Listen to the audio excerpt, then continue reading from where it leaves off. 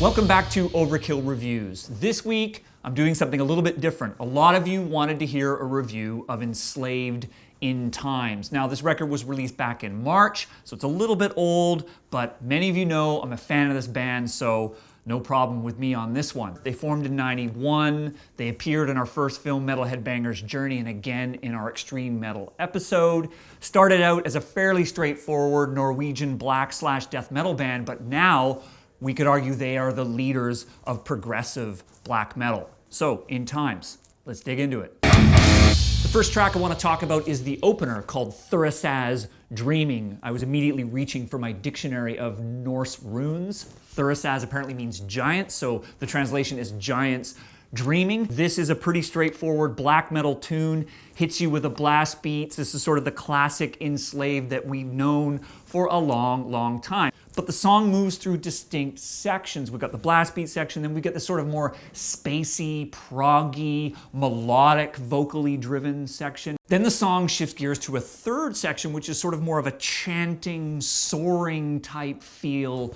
of the song and really invokes or makes me think that I'm sitting in kind of like a 13th century bar on the fjords of Norway drinking mead, which it happens that I have done that and it's not a bad place to be. So we're off to a good start with the opener, Thurisaz Dreaming. The second track I want to talk about is called 1000 Years of Rain and is my personal favorite on the record because it does something really interesting right out of the gate.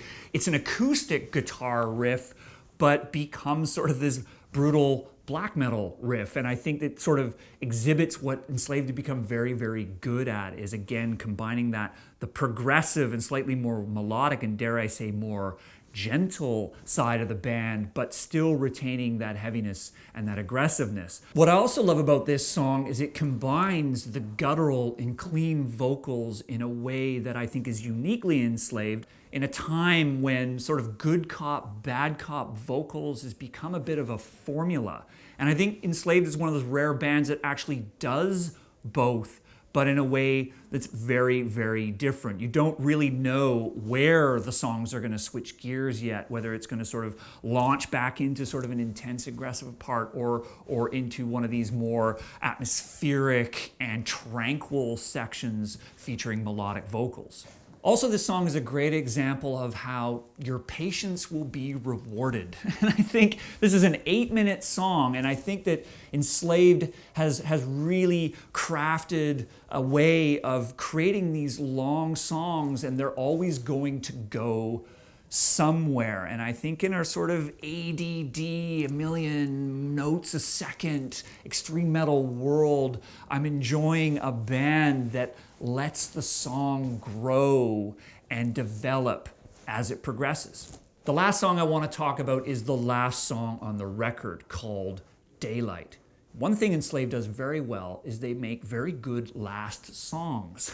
It reminds me of The Watcher of Vertebrae, which was the video track off that album and one of the strongest. This song opens with what I think is undoubtedly the strongest riff on the record.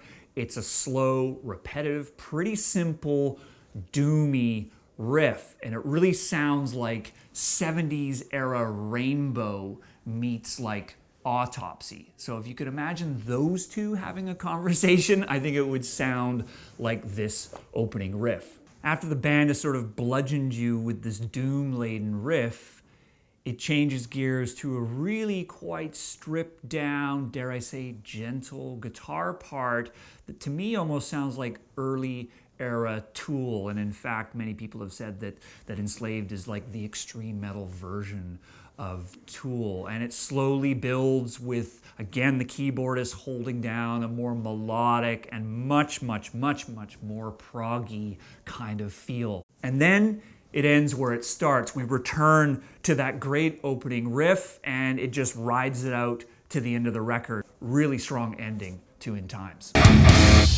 Here's a band that's been together since the early 90s and on their 13th album is still, in my opinion, creating some of the most creative and strong metal in the scene today. Judged against their other records in their catalog, I don't think it's one of their best. Rune, Retir, Vertebrae, I think, are some of their strongest. And the reason for that is I think they risk being a little bit repetitive here. It doesn't have quite the same sort of mountains and valleys that we saw in some of those early records. Maybe it's time for Ivar, the creative head of the band, to start spreading out the love in terms of writing the songs. Maybe that would help the band sort of mature and find some new territory to explore. But that said, this is one of the best metal records of the year, in my opinion.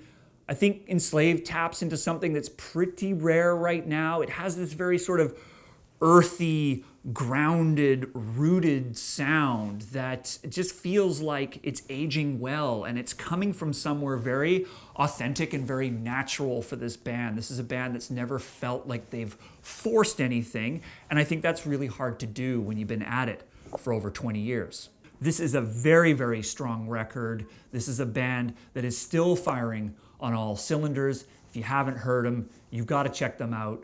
And for that reason, I give it 2 skulls on Overkill Reviews.